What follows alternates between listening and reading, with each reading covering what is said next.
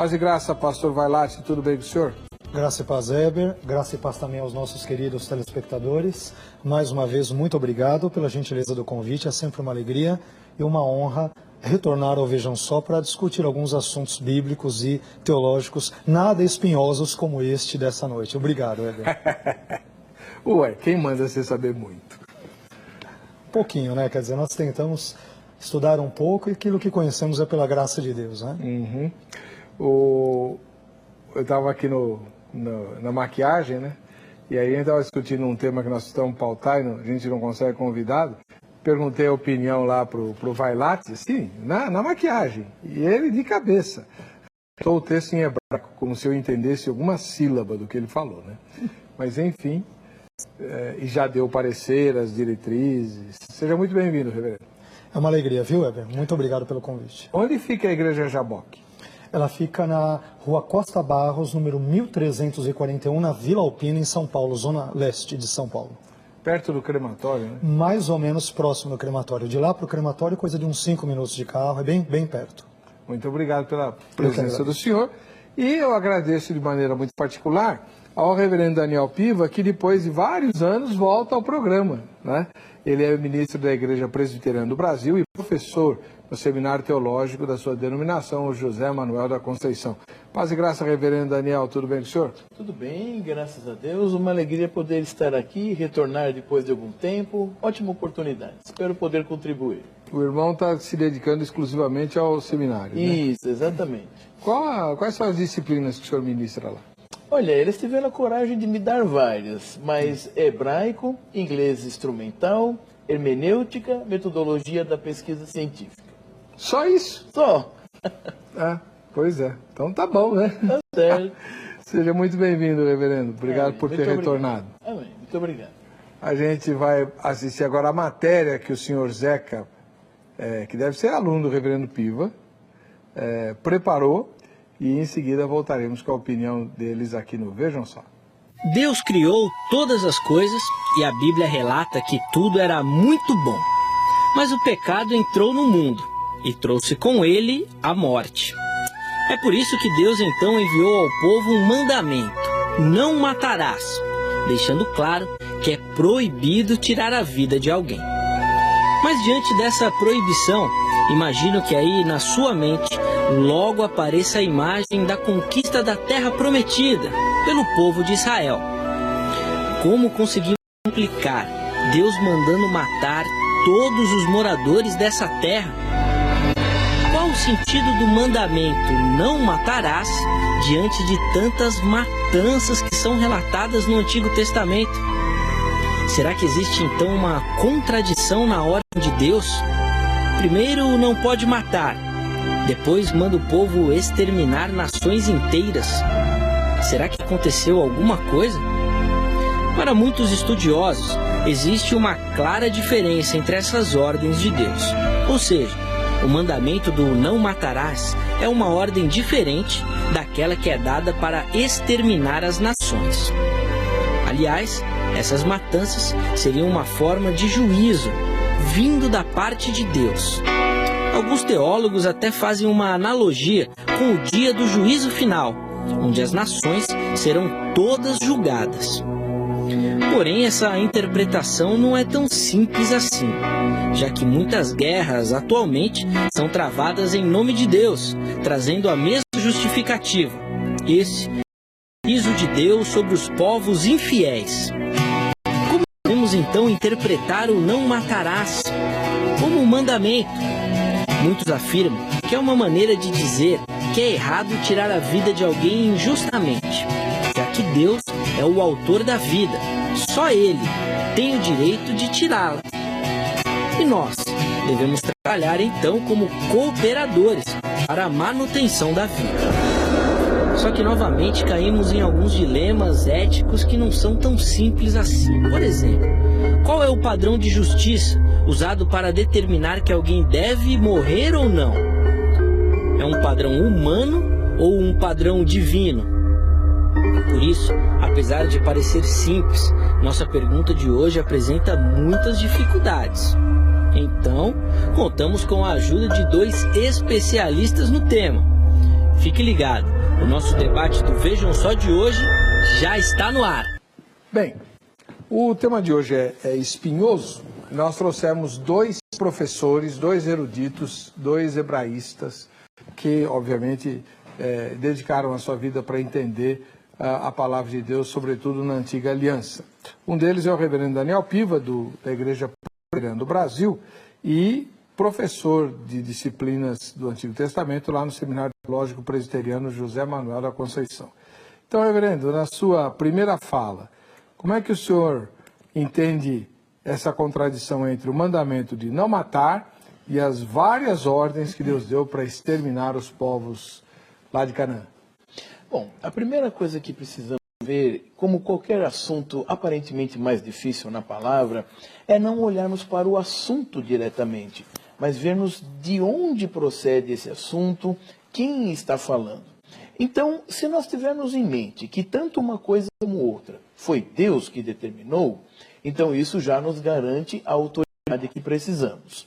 Agora, é lógico, precisamos lembrar um pouco mais da pessoa de Deus, isto é, que Ele é Rei, Ele é Majestade, Ele é todo poder, toda sabedoria, justiça e amor.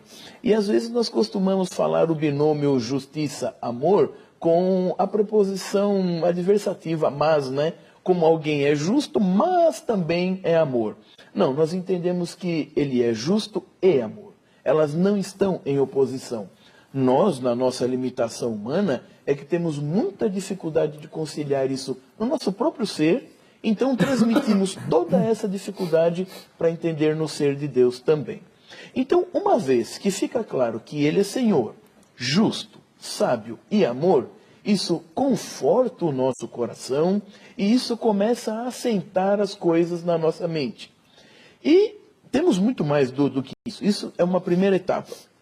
Mas eu creio que as duas coisas que até foi falado na matéria de introdução, eu acho que é uma das mais decisivas. O verbo utilizado nos mandamentos para não matarás é ratzá, que significa não assassine. Isto é, não mate de maneira vã, à toa, ou por motivos que você julga que sejam justos, mas pela minha própria lei, Deus falando, eles não têm nenhuma justificativa. Ao passo que o verbo utilizado para as guerras, para as outras matanças, vamos chamar assim, é hereg. É um outro verbo coberto de uma outra gama de significados que diz muito mais respeito a matar com uma ordem por um objetivo mais elevado do que aquela própria atitude. Ou seja, num assassinato, normalmente a morte é para um objetivo ruim, ou às vezes até um fim em si mesma. Ao passo que as outras matanças, elas eram apenas um instrumento para um objetivo maior e ainda vindo tanto uma coisa como outra da parte de Deus, não se constituem em contradição. Temos uma limitação sim da nossa tradução, às vezes. Não que ela seja ruim, mas que de língua para língua, às vezes, nem sempre se escolhe exatamente a melhor palavra, mas, ou seja, tanto uma como outra, às vezes aparece debaixo do verbo matar. Então, não dá essa dimensão. Mas para que o ouvinte, ou mesmo o leitor, não fique desanimado com a sua tradução, isso pensando em termos vocabulares isolados. Se ele se detiver um pouco mais no que nós chamamos de contexto próximo, anterior, posterior, ele terá suficientemente elementos para perceber que, por exemplo, os 10 mandamentos foram dados em um momento em que Israel precisava se alinhar como povo de Deus, começar com um princípio e com uma ética. Ao passo que todos os outros, já entende-se que esse povo está se estabelecendo, ou estabelecido, ou se defendendo, e elas têm um objetivo muito diferente do primeiro. Eu acho que esse é o primeiro grande arranque na discussão. Muito obrigado, reverendo. Professor é professor, né? Vamos falar com outro professor aqui, o pastor Carlos Augusto Vailate, ministro da Igreja Evangélica Jaboque. Jaboque significa alguma coisa? Yabok, um dos possíveis sentidos, envolve aquilo que corre ou aquilo que flui. É uma referência ao rio, naquele contexto ali, né? Nahal, que aparece no contexto de Gênesis capítulo 32, onde Jacó tem aquela luta com aquele ser misterioso. A intenção de dar esse nome à igreja envolveu a ideia de Jacó ter lutado com aquele ser e ter o seu nome e a sua vida transformada. Então a ideia é de um lugar onde há transformação. Esse é o tipo de sentido que quisemos dar à igreja. Muito bacana, muito legal. E como é que o senhor responde a essa pergunta chata de hoje? É bem chata, complexa, mas eu, de uma forma geral, tudo aquilo que o reverendo disse, eu concordo, né? A expressão matarás, em hebraico, lotirtzach, como ele muito bem colocou, vem do verbo hebraico ratzach, tem relação com o árabe radahá, que também tem relação com aquela outra palavra árabe que é harem, de onde vem a ideia de separação. E, por sua vez, tem a relação com a palavra que ele mencionou, o herem, né?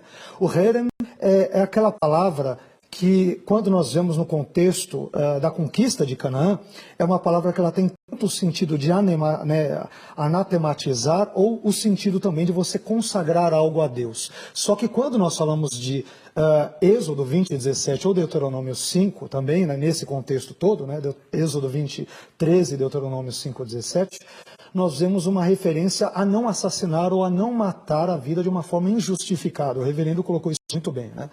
O contexto já da matança dos cananeus, dos amalequitas, que eu também vejo uma situação talvez mais complicada em 1 Samuel 15 do que no contexto dos cananeus, envolve, sem dúvida alguma, um juízo divino. Sempre que as expressões aparecem ali em hebraico, a expressão herem, ou seja, destruir totalmente. Isso talvez envolva, não sei se nós teremos tempo de mencionar isso talvez envolva um sentido tanto simbólico ou hiperbólico, como também pode envolver um sentido literal. Eu concordo com o reverendo que o que mais nos interessa nessa questão envolve a origem destas ordens. Tanto não matarás como a ordem para exterminar grupos de cananeus, jebuseus, heveus, fariseus e outros grupos, foi uma ordem divina, visto que a nossa ética, a ética cristã e a moralidade cristã se assentam em Deus e tem Deus como fundamento dos nossos princípios de conduta e também da nossa maneira de viver, não devemos encontrar nessas ordenanças divinas para que povos sejam mortos, por mais tristes e terríveis que sejam, algo que seja incorreto, algo que seja antiético ou algo do gênero, porque todas estas ordens são provenientes de Deus. Caso contrário, se não as entendêssemos assim, nós incorreríamos num problema em que seríamos obrigados a sacrificar a inerrância bíblica, dizendo que não foi Deus que fez isso, ou algo do gênero, porque os textos bíblicos são muito claros no que tange a origem destas ordens de matanças de uma forma geral. Agora, uma interpretação possível que tem surgido ao longo dos tempos, defendida por estudiosos como Paul Copan, Richard Rees e outros teólogos do Antigo Testamento, é que essa ideia de matar tudo, matar o homem, a mulher, as crianças e tudo, seria uma linguagem hiperbólica semítica, uma linguagem exagerada, que na verdade não teve a intenção de ordenar a matança de todos, visto que os cananeus, há textos em Josué que diz que os cananeus foram exterminados. Quando vamos para Juízes, no capítulo 1, eles ainda estão ali. Então nós temos algumas nuances que podem, aí de uma forma geral, significar tanto a questão hiperbólica, ou ter um sentido hiperbólico, como também um sentido mais literal. Talvez nós trabalharemos um pouco isso ao longo da nossa conversa. Dois professores, né? O papo foi bem professoral. Depois a gente vai tentar trocar tudo isso em miúdos, né? Mas antes você aí de casa que tem que responder a pergunta. Afinal de contas tem a nossa enquete lá no vejamsó.com.br. Vamos lá? A enquete é a seguinte: como entender o não matarás diante das várias matanças ordenadas por Deus no Antigo Testamento? Primeira resposta: devemos entender como um mandamento para o povo judeu. Deus mandou os judeus fazerem aquilo por alguma razão e é só para eles e acabou, né? Segunda resposta: devemos entender como uma ordem contra o assassinato, no caso do mandamento. As outras matanças eram juízo de Deus, né? Aquilo que os pastores falaram aqui. Então, nos 10 mandamentos, né, o 8º mandamento é não matarás, para não assassinar. O 6º mandamento. E quando Deus manda exterminar os povos, é juízo dele, como Deus ele pode fazer isso. E a última resposta, a famosa não sei ou nenhuma das anteriores. Ok, os meus dois queridos convidados falaram que existe uma diferença grande entre o não matarás e as ordens para matar determinadas situações lá no Antigo Testamento. Usam-se verbos diferentes em hebraico, é isso? Isso mesmo. Reverendo? Isso mesmo.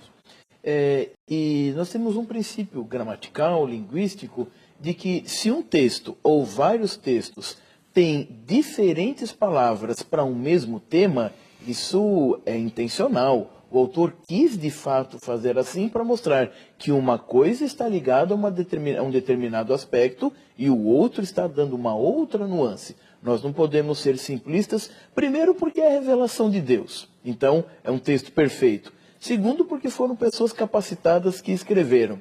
E Deus, na sua transmissão da sua mensagem, ele é, sim, detalhista. Tem momentos em que ele diz uma coisa de um jeito e momentos que ele diz outras coisas de outros jeitos para outros objetivos. Então, a presença de dois verbos não é simplesmente um milindre da academia ou um preciosismo professoral. É uma realidade do texto. E é isso que orienta a nossa interpretação. Então, tá bom. Na passagem em que Deus encontra Moisés no caminho para o Egito, e está escrito que ele encontrou Moisés numa estalagem e o quis matar, qual é o verbo que aparece lá? Olha, eu tenho que dar uma olhada aqui específica para ver. Ah, peguei, vai lá. Ele não sabe tudo de cor. Eu não vou lembrar de tudo de cor, exatamente. Mas lá no Camarim você lembrou. É verdade. Tem textos que eu lembro, nem todos de cor, né? Mas eu creio que ali não deve estar como ratzar, deve ser rahag. Rahag eu acho que é o verbo mais comum que deve estar ali, possivelmente. Tá, né? Traduzindo. A ideia é matar, esse matar verbo... igual do mandamento? Não, aí é ratzar, o outro é rahag. Rahag, ratzar. Ah, agora entendi. Qual é a referência? Lembra? Qual a referência? Êxodo 4, versículos 24 a 26. Isso pelo menos eu lembro. E eu deveria lembrar, viu, Weber, a sua pergunta, porque envolve a minha tese de doutorado na USP. Esse é um dos textos que eu trabalhei. Só que eu trabalhei as 10 pragas e trabalhei também a abertura do mar. Foi muito texto, eu não vou lembrar de todas as palavras, né? Mas só o fato de você lembrar a referência com versículo e tudo, misericórdia, o dia que eu tiver a tua memória, tá bom. Esse é um texto difícil, quando diz que Deus encontra Moisés e quer matá-lo. Primeiro que no texto hebraico não aparece o nome de Moisés ali. Dizem não. Ele aparece nas passagens anteriores. E os tradutores, eles pegaram e inferiram que aquele a quem Yahvé quis matar é Moisés, mas no texto hebraico não aparece. Só diz lá, quis matá-lo. Se é Moisés, se é Gerson, filho dele, porque ele não tinha se circuncidado, isso não fica claro. Então, ele é um texto que ele possui muitas ambiguidades. A tradução dele é fácil em hebraico, mas ele possui ambiguidades. Por exemplo, diz que Zípora cortou o prepúcio, não sabemos de quem, se de Moisés ou de Gerson, e lançou aos pés dele. Dele quem? Moisés, Gerson, ou antropomorficamente falando, aos pés de Yahvé. Não dá para saber. Então é um texto que ele, em termos de tradução até simples, mas em termos de significado teológico, devido à impessoalidade dos pronomes, ele é muito difícil de você bater o martelo. E esse texto é tão difícil para o irmão ter e os telespectadores, o Talmud, um dos rabinos do Talmud, quando ele vai interpretar esse texto, ele não diz que foi Deus que quis matar Moisés, ele diz que foi Satã.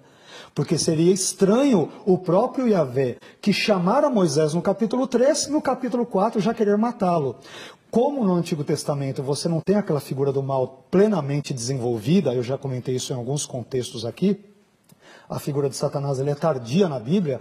Então, no Talmud nós vemos uma das explicações dadas que na verdade foi Satanás que quis fazer isso, e não Yahvé, porque naquela época, como a fé era monoteísta, então havia um único Deus, tudo era atribuído a ele, quer dizer, ele que faz tudo, né? É uma das possíveis interpretações dadas por alguns rabinos, não que eu necessariamente concorde com ela, né? Mas esse texto é de difícil significado, embora sua tradução seja simples. Os pronomes é que matam o exegeta.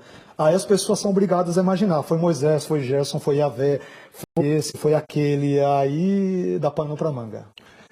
Ainda bem, né, que assim eu tenho um assunto aqui. Pois é, pois No é. próximo bloco, a gente vai voltar para o assunto das matanças. Temos questões muito delicadas para serem tratadas ali. E tem as fotografias também para a gente ver. Você não sai daí, a gente volta já. Vamos lá. Ai, ai, ai. Saudade do tempo que a gente cobrava multa por erro aqui no programa. Eu era o que mais pagava, né? É bom a gente deixar isso muito claro, né? Falou português errado ou fez besteira, pagava R$1 de multa. Puxa. No fim do ano a gente fazia uma festa, todo mundo da rede participava e ainda sobrava dinheiro. Ai, ai. Bom, enfim, vamos lá. Você descobriu qual foi o verbo que aparece lá? Então, acho que o reverendo viu agora, acho que é o verbo mut. Mit, Né? é outro, não é nenhum dos dois. Mas quantos verbos tem para matar? hein? Tem vários. Tem vários. Tem vários, porque cada um tem uma especificação para um tipo de Essa é a morte dificuldade, específica. viu, Weber? Essa é a dificuldade. Você tem, para nós, no contexto português, matar. Você fala o assassinar no contexto. Em hebraico você tem uma pluralidade de termos, por isso que é complicado. E nas nossas Bíblias, para ajudar, tudo é traduzido como matar. Aí como que você vai saber? Você tem que ver, você tem uma média de 7 a 10 verbos distintos. Você fala, poxa, qual deles é? Esse mito, via de regra, é uma ideia de arrependimento pela existência de alguma coisa. Então, como estava ali naquela briga com Deus, Deus, antropomorficamente ou praticamente, se sentiu arrependido da existência de Moisés naquela situação ali. Ô, doido, é forte isso aí. Bastante. Lógico, é uma linguagem que Calvino chama de acomodação. Como um ser perfeito e pleno vai transmitir alguma coisa do seu ser para um ser finito, o homem. Então, não podemos entender na plenitude, mas em alguma medida podemos sentir. Deus estava profundamente triste. Então era algo muito sério. Né? É como nós dizemos assim, como podemos entristecer o espírito se tristeza é algo ruim? E o espírito, sendo algo perfeito, vai sentir algo ruim? É que para nós a tristeza sempre é fruto do pecado, e para o espírito é da incongruência entre o que Deus determinou e o que o homem faz. Não é fruto do pecado, mas é uma tristeza também. Perfeito. Bom, vamos lá. Vocês não veem problemas... Deixa eu começar com o reverendo Piva primeiro. Tem algum problema, reverendo, em a gente fazer essa distinção de... quando Deus diz, você não pode ser um assassino, ele está expressando o valor que ele dá à vida, certo? E ele mesmo diz, você vai exterminar aquele povo lá porque eu não quero que nenhum deles sobre. O senhor não vê nenhum tipo de problema moral nisso?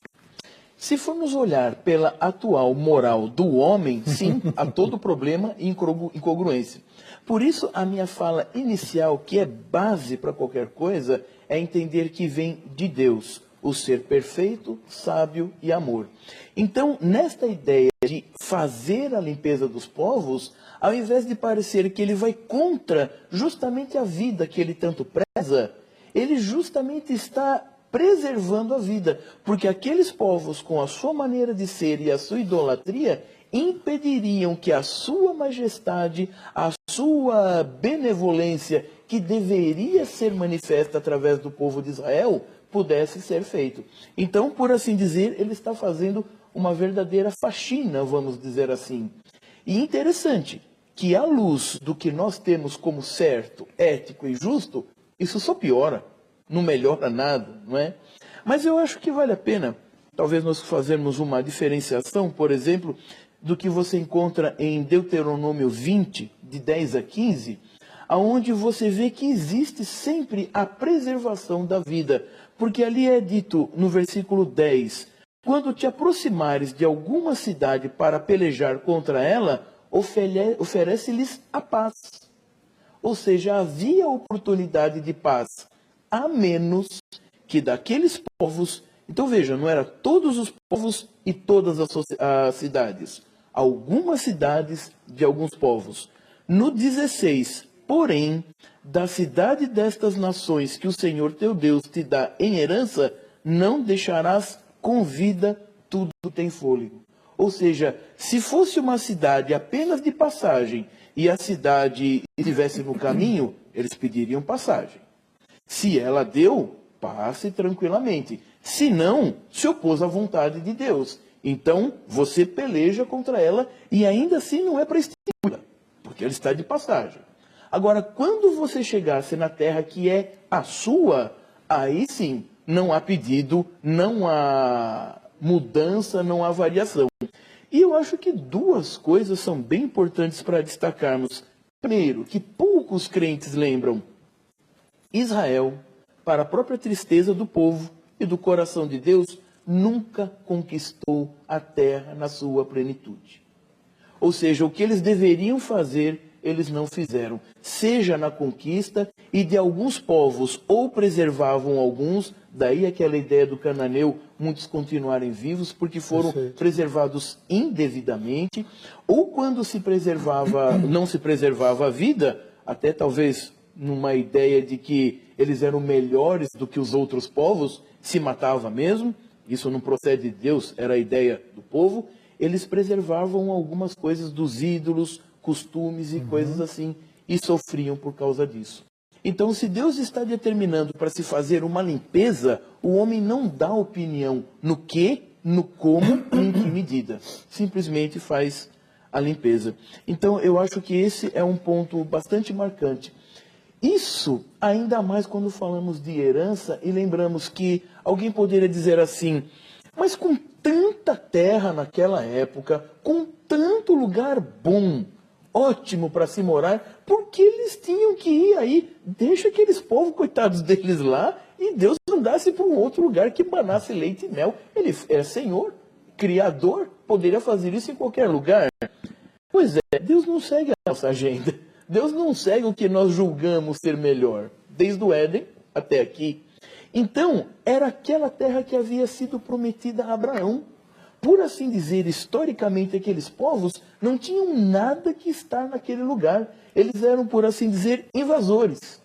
Então, ao invés de se ver uma aparente falta de misericórdia de Deus em exterminar aqueles povos, na verdade, houve uma grande paciência providencial de Deus de deixar aqueles povos viverem como quiseram, idolatricamente, contra e negando a existência de Deus, ou até ignorando, até que chegou o momento de ele julgar as nações. Por isso, como disse o nosso colega também, e até a própria matéria inicial, falou de que sim, se constituía um juízo.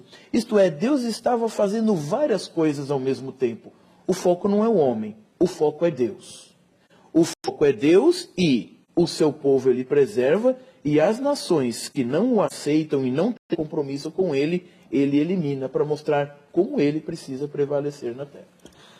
É interessante que, só para nós usarmos uma ilustração que talvez seja pertinente para a nossa conversa, para o nosso diálogo, se eu destruísse, Carlos, destruísse a estátua de Moisés, de Michelangelo, eu incorreria num crime, porque eu estaria danificando um patrimônio alheio. Se o próprio Michelangelo destruísse a estátua que ele mesmo criou, ele não estaria fazendo nenhum tipo de mal, é a criação dele. Ele a criou, ele a destrói quando quiser. Nós temos que entender que Deus é o doador da vida. Ele nos criou e ele não está sob a obrigação de nos manter vivos, nem mais um minuto, um segundo, uma semana. Podemos ou eu posso cair duro aqui, morto neste exato momento, e ele não cometerá nenhum tipo de injustiça porque ele é Deus. Ele deu a vida e ele mesmo a tira. Isso está presente na Bíblia. No que tange aos cananeus, eu creio que 3 elementos importantes. O reverendo tocou, acho que, en passant por cima desses assuntos, mas quem eram os cananeus, por exemplo? Né? Eram pessoas que desprezaram a longanimidade de Deus e cujos pecados atingiram o máximo de incorrigibilidade ou intolerabilidade, criando aqui um neologismo. Quando nós olhamos para Gênesis 15, versículos 13 a 16, eu acho que nós entenderemos melhor. E se você me permite, eu gostaria de ler o trecho. Né? Então lhe foi dito a Abrão: sabe com certeza que a tua posteridade será peregrina em terra alheia, e será reduzida à escravidão, e será afligida por 400 anos. Na verdade, 430, segundo o Êxodo, capítulo 12, versículo 40. Né? Mas também eu julgarei a gente a que tem de sujeitar-se, e depois sairão com grandes riquezas. E tu irás para os teus pais em paz, serás sepultado em ditosa velhice. Na 4ª geração tornarão para aqui, para Canaã. Porque não se encheu, lo shalem em hebraico, ainda não se completou a medida da iniquidade, a palavra hebraica avon, ou seja, a culpa, a punição da iniquidade dos amorreus. Os amorreus eram subgrupos de cananeus. Então, eu entendo, na minha leitura desse texto, Deus, na sua presciência, uma subcategoria da sua onisciência, ele previu que, passados quase meio milênio, 430 anos, os cananeus eles viveriam na terra e eles não se arrependeriam dos seus pecados. Então, veja que Deus não deu pouco tempo para eles, não. Deus foi tão longânimo que Deus lhes deu 430 anos de tempo para se arrependerem dos seus pecados. Raabe se arrependeu e, portanto, ela, sua família e seus demais parentes foram salvos, porque acolheram bem os espias. Então, a notícia da abertura do Mar Vermelho e tudo mais havia chegado a Canaã naquela época. Então, todos os cananeus e os demais grupos poderiam ser poupados se arrependessem dos seus pecados. Então, são pessoas que tiveram tempo para se arrepender e não se arrependeram. Primeiro ponto. Além disso, eram pessoas que praticavam os pecados mais bárbaros. Quando vamos para Levítico 18... Por exemplo, Levítico 18, 20, praticavam adultério. Até aí o pastor vai falar, poxa, mas então hoje todos praticam, poderiam fulminar todos. Mas tem mais. Sacrificavam seus filhos a Moloque, Levítico 18, 21. Praticavam a homossexualidade e a zoofilia, ou bestialismo, Levítico 18, versículos 22 e 23. E eram também idólatras. Segundo o falecido arqueólogo americano William Foxwell Albright, Anat, esposa de Baal, uma das divindades, ou duas das divindades cananeias, né? Ela era vista como a deusa do sexo e da guerra. E ela pisava no sangue das pessoas de maneira que sangue vinha até os seus joelhos. E ela era conhecida por usar uma guirlanda ou um colar repleto de crânios dos povos conquistados. Então os cananeus eles eram absolutamente violentos. Isso é interessante que tem um texto no Novo Testamento, em Hebreus 11, que nós com frequência esquecemos quando lemos esse episódio da matança dos cananeus, e que é importante. Hebreus 11, 31, justamente naquele texto da chamada Galeria dos Heróis da Fé, popularmente, ele vai dizer o seguinte: pela fé, Raabe, a meretriz, ou a prostituta, não foi destruída com os desobedientes, com os cananeus, né? O texto grego, apeithes, assim. Ou seja, e o verbo ele aparece no particípio. Pessoas que estavam sendo desobedientes ou estavam sendo incrédulas, porque o verbo grego apeithel, ele significa tanto desobedecer quanto ser incrédulo. E o fato dele estar no particípio aponta para uma ação contínua realizada no passado, ou seja, enquanto Raabe se arrepende e crê e ela e sua família eles são salvos, os cananeus eles estavam sendo desobedientes, estavam sendo incrédulos. Por isso Deus os pune. Então isso é importante para a gente ver que Deus não age com arbitrariedade. Mais uma vez, o pano de fundo, a da nossa moralidade, da nossa ética cristã, é Deus e a sua vontade que é boa, perfeita e agradável. Todavia, nós não podemos medir Deus com a nossa régua, porque nem tudo que é proibido para nós é proibido para Deus e nem tudo que nos é permitido é permitido para Deus, né? Nos é permitido pecar, mas Deus não tem essa permissão para pecar. A nós nos é ordenado adorar a Deus, mas não podemos permitir que ninguém nos adore. Então, há muitas distinções entre o Criador, Deus, e a criatura, reles seres humanos pecadores como eu, né, e os irmãos que aqui assistem ao programa. Vamos ver o que o nosso querido Zeca ouviu quando fez a mesma pergunta que os nossos dois eruditos estão respondendo aqui. Vejam só. Como a gente entende o não matarás, esse mandamento, diante de tantas matanças que aconteceram no Antigo Testamento? O que eu entendo hoje sobre não matarás é que a gente tem que ter um coração limpo como o de Cristo, a ponto de que nós conseguimos expiar nossos pecados, a ponto de poder entregar nossa vida, mesmo diante da morte. Eu posso falar que hoje, por exemplo, eu não sou capacitado para entregar minha vida, mas o buscar todos os dias, o ID, é para todos. Então, se a gente não buscar isso, nunca a gente vai conseguir chegar a um ponto de se um dia a gente tiver uma espada no pescoço, uma faca no pescoço, a gente entregar nossa vida sem lutar. Porque aquele que é salvo em Cristo, quando ele perde a vida dele aqui na terra, ele está no lucro, porque ele está na glória de Jesus após a morte. Eu acho que na época a morte, o fato de matar não era só a agressividade como é agora. Acho que fazia parte um pouco da cultura, né? Então é uma pergunta bem complicada assim, de responder, viu? Hoje, infelizmente, a gente pode entender da seguinte maneira, né? Quando você diz, não matarás, e hoje a situação está dessa forma porque as pessoas têm distorcido a palavra, né? Têm vivido uma outra coisa. É aquilo que eu estava falando com o pastor hoje. É aquela história da semeadura, né? As pessoas estão plantando e estão colhendo maldade, né? Se plantar bem, vão estar colhendo bem. Mas a Bíblia é que é a verdadeira, né? Para a nossa vida, né? Regra da minha vida, da sua vida, que a Bíblia diz, obedecendo melhor, não matar e obedecer a palavra do Senhor. E aí, reverendo? Gostou das respostas do povo lá? E em boa parte tem ainda um pouco da sabedoria popular mesclada com o conceito bíblico, mas via de regra, uma coisa primordial eu acho que foi interessante. Todos reconhecem que Deus está certo e que o homem está errado. Pode ser conflitante, pode ser Eu queria que na Crentolândia alguém falasse, não, Deus, isso é um absurdo. Eu não diria o ponto do absurdo, mas alguns poderiam questionar algum aspecto, alguma nuance, né? Mas todos ali parecem muito convictos de que Deus fez a coisa certa e até com humildade espiritual aceitam mesmo aquilo que não entendem. Então eu acho que esse é o princípio da compreensão, como nos dizia Agostinho, né? Não queira entender para crer, mas creia para entender. Essa é a ideia. Ou creia mesmo sem entender, né? Às vezes assim. Eu acho que isso aqui é complicado de entender, né? Porque, reverendo, vamos lá. Como a gente pode falar de um Deus de amor, né? Como a gente gosta de pregar quando fala de Jesus e tal, se Deus foi absolutamente insensível. Ele mandou exterminar criancinhas e animais. Tudo bem. Os adultos que eram responsáveis pelas atrocidades que o reverendo Vailate mencionou aqui, vá lá, né? Mas as criancinhas recém-nascidas, os animais pobrezinhos, e Deus não teve piedade de ninguém. Como é que o senhor explica isso? Você coloca a pergunta é um jeito para cutucar mesmo, né? Então, Deus teve toda a piedade. Primeiro, como nos disse, Deus teve toda a piedade, como disse o nosso irmão anteriormente, tendo todo esse tempo de paciência, teve o tempo, inclusive era assim, tanto com Israel, quando vinham os profetas e falavam de destruição, nunca era uma destruição do nada, sempre tinha uma razão e um aviso já de muito tempo passado. Só estavam anunciando que finalmente chegou aquilo que eles já sabiam, isso para não mencionar o que Moisés havia dito nos seus discursos. Enquanto forem fiéis, vocês terão a terra. No momento em que não forem, só virá destruição, tal qual foi, ou pior do que no próprio Egito. Então, estava mais do que esperado.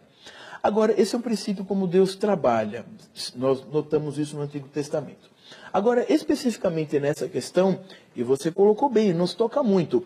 O adulto parece que nós não temos tanta dó. A criança é difícil. Como eu vou rasgar a barriga de uma criança que é totalmente indefesa e, entre aspas, parece não ter cometido nenhum delito? Novamente, ele nasce pecador, ele é pecador, ele tem aquilo com ele. Então, não é pelo fato dele ser infante que ele não tenha pecado. É a primeira questão. Mas o que poderia parecer mais suave é ainda pior, a questão dos animais. O animal não é um ser moral que tem ouvido os 10 mandamentos e não pode se evangelizar um gado ou cachorro para ele aceitar ou rejeitar ele para o inferno. Mas diz respeito ao gerenciamento daqueles povos, como o povo de Deus. Na verdade, Adão, criado para ser o gerente da criação, deveria fazê-lo de maneira que louvasse a Deus, assim o povo de Deus deveria fazê-lo também nas suas posses, na sua roupa, nos seus animais e como conduzia a sua casa. Aqueles povos, tendo um outro credo, uma outra fé, corrompiam tudo. Isso até também como foi dita lá da deusa, não é? Matava os animais, as próprias pessoas, a ideia de mostrar que o homem é poderoso e não que tem um Deus poderoso, sábio, justo e amor que o manda fazer algumas coisas. Então, nós, quando ficamos chocados, pode parecer quase que no primeiro momento que nós somos mais piedosos e amorosos do que o próprio Deus. Mas é justamente nesse momento que vemos o como nós somos obtusos, ignorantes e queremos nos proteger, ao invés de nos humilharmos e entendermos os tão elevados planos de Deus e a ética que Ele tem. O senhor concorda, pastor? De modo geral, sim, mas eu acho que tem um elemento muito importante na sua fala das crianças, e eu pensei que você ia até cutucar nisso, mas já que você não fez, eu farei. Eu acho que nós temos um problema teológico sério, ou, para ser mais bem exato, soteriológico, no que tange a morte de crianças. E eu acho, com a forma mais respeitosa possível, que é um problema maior para o calvinismo nesse caso. Aliás, eu vou até perguntar para o reverendo para ver o que ele pensa, apesar de já imaginar a resposta, porque pelo seguinte, essa questão da morte das crianças, eu estou dizendo teologicamente falando, histórica e socialmente é muito complexo, mas teologicamente falando, eu como arminiano, para nós arminianos não há nenhum problema. Por quê? Todas as criancinhas, antes da idade da razão ou da sua responsabilidade moral, elas são automaticamente salvas. Porque nós cremos, né? É assim, vamos entender para deixar bem claro até para o telespectador. No pelagianismo, toda a descendência de Adão, ela herda tanto a natureza pecaminosa quanto a culpa. No arminianismo, herda a natureza pecaminosa, mas não a culpa. No calvinismo, herda a natureza pecaminosa e a culpa. Então, no arminianismo, textos como este da matança dos caneus e das criancinhas, eles não têm maiores desdobramentos teológicos, porque todas elas morrem e vão para o céu.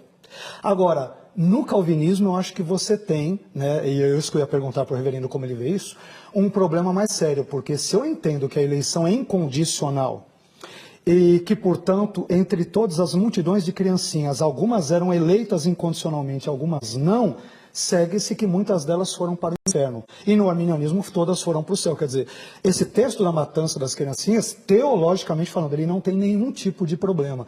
Mas eu queria, não sei, ver como que o reverendo entende, né? Não podemos. É um texto complicado, né? Teologicamente para falar. É interessante a ideia de gerar problema ou não. Sim. Porque é interessante, mesmo pensando diametralmente oposto, eu diria que nós aqui não temos problema. Porque aquilo que Deus separou, elegeu, da maneira que Ele quiser, Ele fará acontecer. Então, entendemos que no Antigo Testamento, salvo algumas adesões ao povo de Israel, Ele marcava justamente a grande separação dos eleitos. Né? Tanto que, como você cita lá no caso de Raabe ter sido preservada, ela tinha toda uma ligação com o povo, tanto que é dela que por fim sairá Davi, que depois será o próprio Cristo. Então, ela não está fora desse campo da eleição.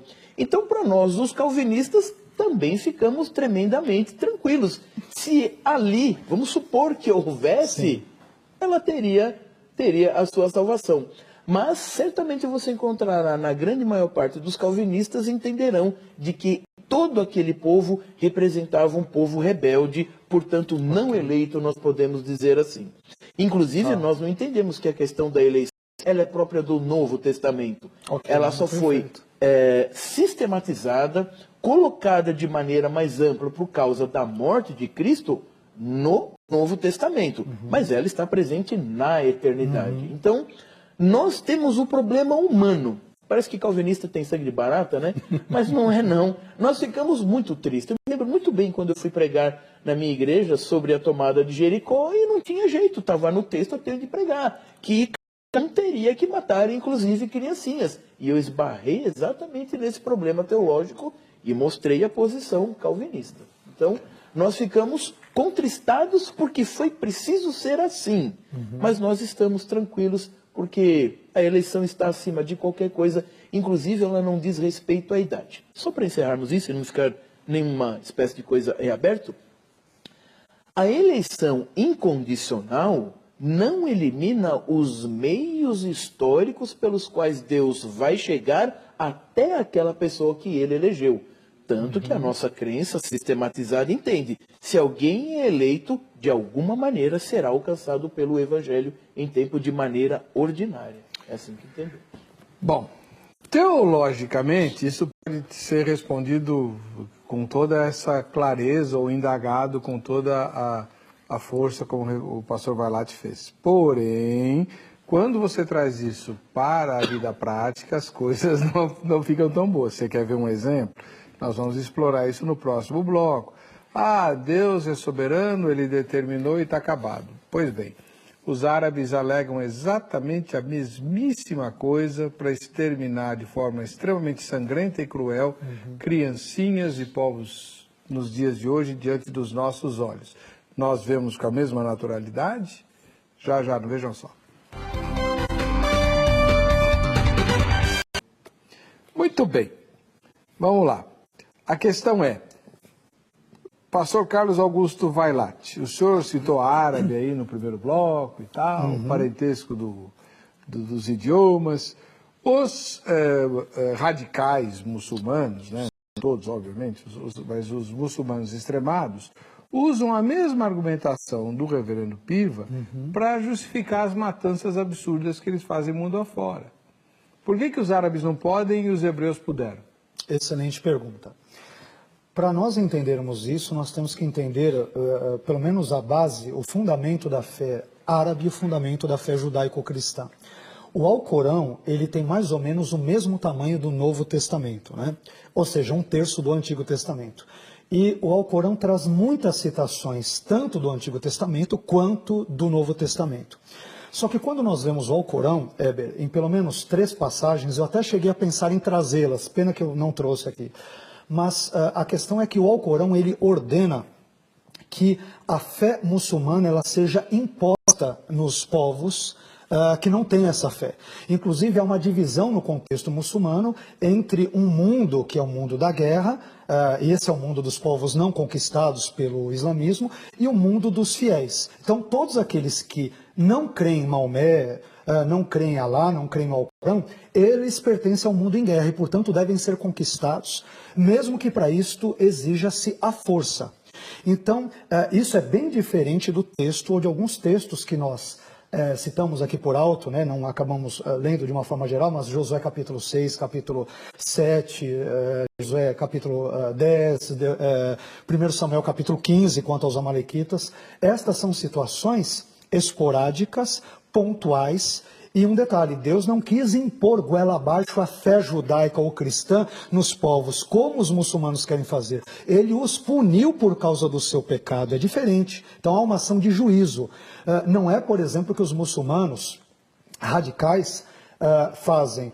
Eles, quando fazem, eles estão seguindo o Alcorão. E o Alcorão diz que vocês devem matar os infiéis, aqueles que não têm a mesma fé, e aqueles que se submeterem ou aceitarem que vocês os tornem tributários, que eles paguem tributos, como até hoje ocorre em muitos países árabes. Então, essa é a diferença que eu diria que é essencial.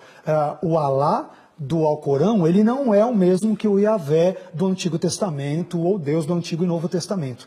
E, reiterando, enquanto que na fé muçulmana entende-se que o islamismo ele deve ser colocado goela abaixo na vida das pessoas, é uma fé que deve ser imposta, o motivo pelo qual cananeus, amalequitas e outros grupos morrem não é porque Deus nunca quis convertê-los à força, mas Deus os puniu. Como nós citamos aqui, por exemplo, o trecho de Gênesis, né?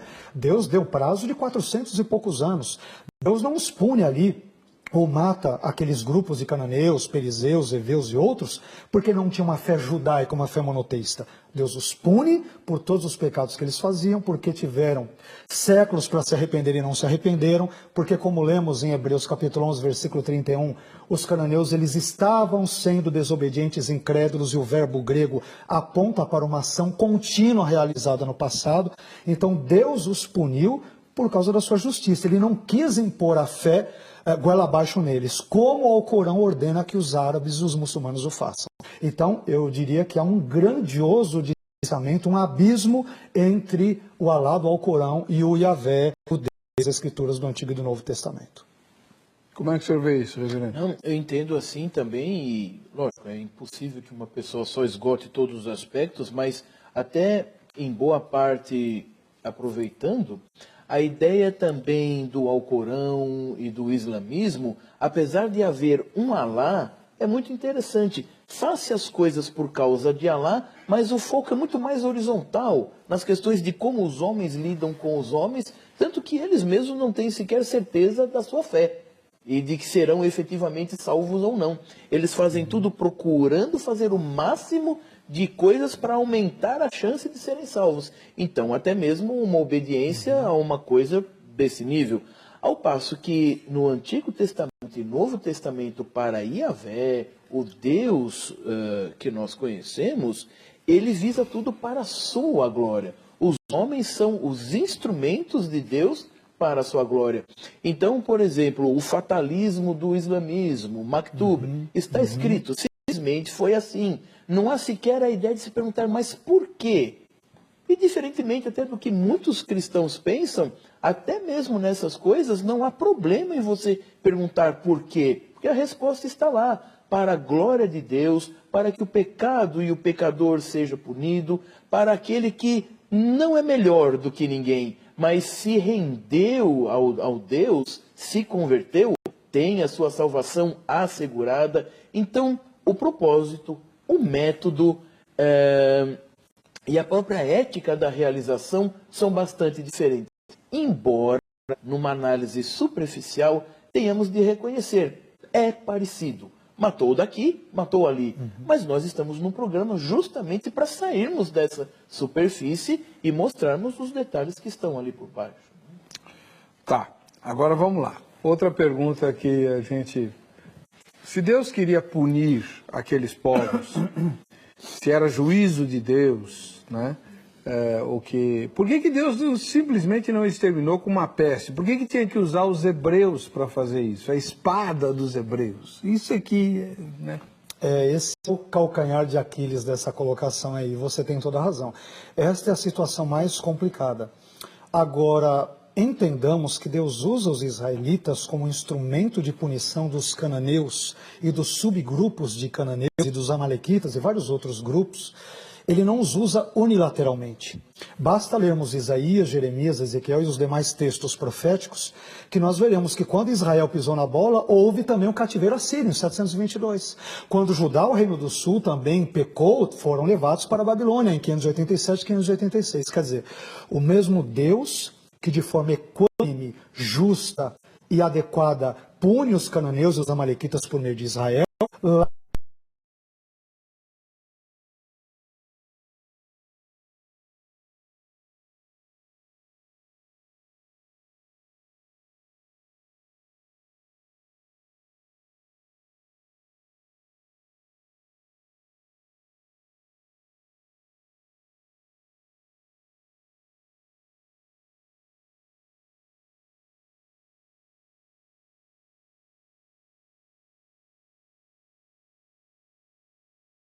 justa, ele usa a Síria, a Babilônia e outros povos também para punir Israel. Então ele é justo. Se lermos textos ou capítulos, entre os capítulos 13 a 23 de Isaías, outros capítulos de Ezequiel, nós veremos que Deus, porque ele é o juiz de toda a terra e criador de toda a terra, ele arroga para si o direito inalienável de punir não só Israel, mas os outros povos. Se nós lermos Isaías e Jeremias, nós ficaremos assustados, porque nós vemos que Deus pune a Etiópia, ele pune a Síria, ele pune a Babilônia, pune Tiro, pune Israel, ele pune todos os povos, porque ele é Senhor de toda a terra. Então, é importante ressaltar que não há arbitrariedade da parte de Deus quando usa Israel para punir esses povos, porque vez por outra Deus usa também os outros povos para punir israelitas. Isso deixa Abacuque assustado. Abacuque vai dizendo no capítulo 1, Senhor, o Senhor vai usar os caldeus, os mais ímpios do que nós, para nos punir? Até que ele entende, quer dizer, mais ímpios, vocês também são ímpios. Não existe quem é melhor que o outro, todos nós somos pecadores. Então, fiquem tranquilos, porque depois eu também irei puni-los, assim como estou punindo vocês justamente, irei punir também os caldeus por agirem assim com vocês. Então Deus age de forma absolutamente justa, íntegra, santa e adequada nas Escrituras. Eu entendo assim. E o senhor? Na mesma linha que eu havia dito, de que Deus criou o homem com um propósito, e um dos propósitos é que ele fosse um instrumento para a glória dele, então fica subentendido que tudo depois da criação do homem, ele deveria servir a Deus. Naquele chamado para o povo e formação do povo de Israel, não foge a esse primeiro objetivo. Então vocês irão, porque vocês são os meus representantes aqui na terra. E talvez isso, no primeiro momento, possa gerar um pouco a ideia de pedantismo, ou eles se acharem melhores do que qualquer outro povo, mas foi dito pelo nosso irmão. Então, foram punidos também. E muitas vezes é dito a Israel, não pense que eu vos escolhi porque vocês têm alguma coisa de melhor. mas eu vos escolhi porque eu quis assim e para a minha glória. É algo parecido como no Novo Testamento, e hoje nós vamos evangelizar uma pessoa e nós dizemos que é preciso que ela aceite a salvação que eu já tenho. Então alguém poderia dizer, mas você não se acha muito convencido, muito pedante isso, você achar que vai para o céu? Não, pedante se eu não aceitar essa tremenda salvação. Inclusive, para eu poder aceitar, eu tive que me mortificar pela ação do Espírito, me esvaziar para aceitar Cristo na minha vida. O pedantismo é o negar.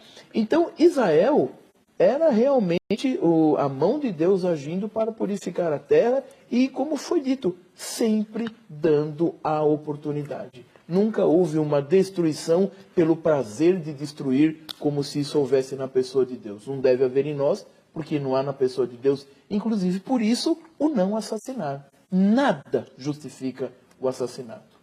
Perfeito. Bem, nós estamos discutindo aqui como entender o não matarás diante das várias matanças ordenadas por Deus no Antigo Testamento. E a pergunta que eu vou fazer para vocês agora, provavelmente a última, depois nós vamos para o Vejam Só Que Coisa, é a seguinte: Deus faria isso hoje? Já para responder? Bom, eu entendo que Deus ele é soberano e que ele é sábio, bondoso, justo em todas as ações que ele toma. Eu entendo que ele não faria isto hoje. Entendo que não faria. Porque o contexto em que nós vivemos é outro, a situação, todo o contexto histórico, político, econômico é totalmente outro. Na época, a guerra era algo tão comum na vida dos povos do Antigo Oriente Médio que havia até uma estação da guerra. Quando a gente lê 2 Samuel, capítulo 11, vai dizer, no tempo em que os reis deveriam sair para a guerra, que tinha um tempo, a época de guerrear. Quer dizer, algo que não existe hoje, o contexto, a época é totalmente outro.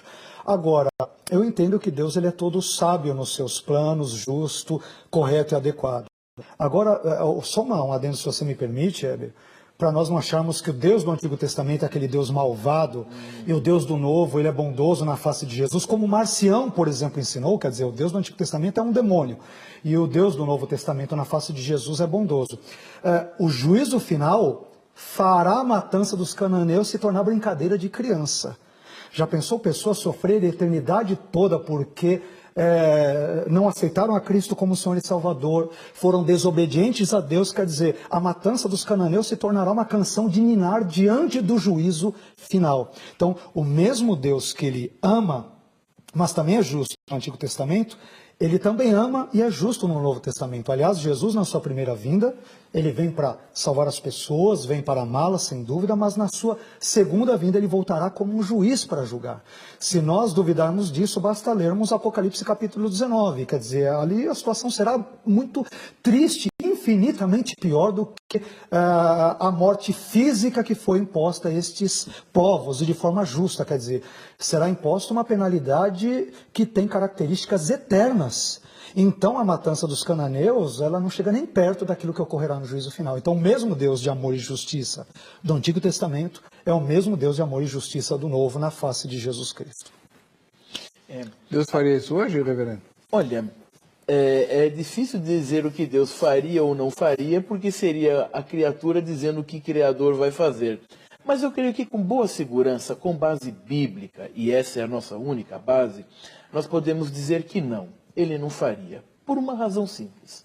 Nós, os calvinistas, reformados, cremos na revelação progressiva. E ele, no tempo devido, com o contexto social que foi dito, mas não porque simplesmente era o contexto e ele se valeu do contexto.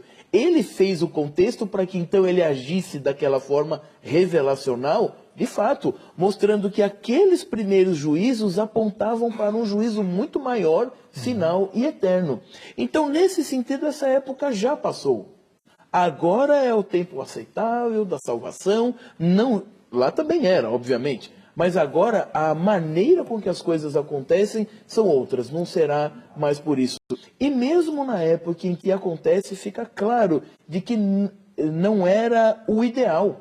Isso é pela dureza do coração do homem. A conversão vem não pela força, mas pelo meu espírito. E isso nós vemos muito mais plenamente depois da vinda de Cristo. Então, o que nos resta agora é o juízo final, tal qual o Apocalipse apresenta. Então, não queremos que isso seria determinado da palavra de Deus. Talvez uma das... se alguém perguntar, por que Deus não faria isso hoje se fez no passado? Talvez você possa, eu vou humildemente apresentar uma proposta de resposta, né? Você possa invocar o fato de que Deus derramou toda a sua ira no Filho, né? Em Cristo, no Calvário. Ali, quem olha para o Calvário não vê a crueldade humana, vê a ira de Deus. E como Deus enxerga o pecado, né? Aquilo que Deus fez com Cristo foi por causa do nosso pecado. Então ele derramou sobre Cristo a sua ira. Isaías 53, né? Então Jesus absorveu como uma esponja toda a ira de Deus, o nosso castigo estava sobre ele, né? Sim. Então, é um Deus sofredor, né? Aliás, o servo sofredor é um próprio Deus que ele sofre em nosso lugar na pessoa do seu filho, né? Sem dúvida. Isso eu acho que é a questão mais maravilhosa que há, né? Deus, ele é tão justo a ponto de, digamos que, como que ele se autopunisse na pessoa do seu filho, a fim de que a humanidade tivesse a possibilidade da salvação, da fé em Cristo, né? Por outro lado, também mostra de que a justiça e o amor em Deus não são opostos, né? Exato. Mas caminham juntamente. Perfeito. Pois é, então tá. Vamos lá. Hoje é dia do Vejam Só Que Coisa. Vamos ver o que o Zeca preparou para nós. Para você, meu amigo ligado no programa Vejam Só, iniciamos mais uma edição do Vejam Só Que Coisa. E hoje nós vamos mostrar uma história de um ladrão atrapalhado. Ou na verdade seria da polícia atrapalhada. Eu estou um pouco na dúvida. Bom, preste atenção na história e no final nós vamos tirar as nossas conclusões. Vejam só que coisa. Um homem que assaltou uma cooperativa de crédito e fugia de bicicleta. Observe aí no vídeo que ele foi flagrado descendo do veículo para juntar uma pilha de notas que acabaram caindo durante a fuga. O caso ocorreu no estado americano da Pensilvânia.